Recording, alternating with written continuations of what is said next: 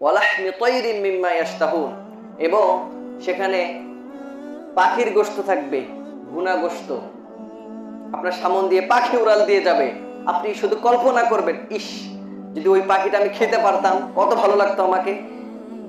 সঙ্গে সঙ্গে ভুনা হয়ে আপনার সামনে চলে আসবে। এ দুনিয়ার ভুনা নয়, গ্যাসের রান্না নয়, এই আগুনের রান্না নয়, জান্নাতি রান্না করা খাবার আপনার সামনে দেয়া হবে।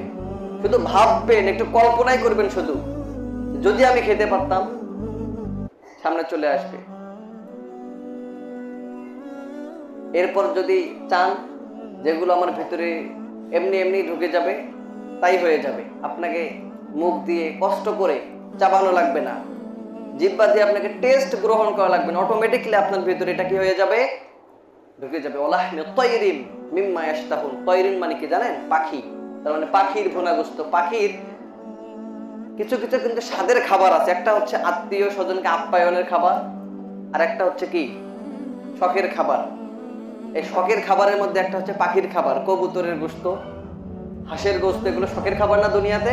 তো ওই দিনেও আল্লাহ রাব্বুল আলামিন এমন এমন পাখি সেখানে রাখবেন, পাখি দেখেই রুচিবোধ চলে আসবে ওর উপরে, সঙ্গে সঙ্গে ভুনা হয়ে আপনার সামনে চলে আসবে, খেতেই থাকেন আপনি।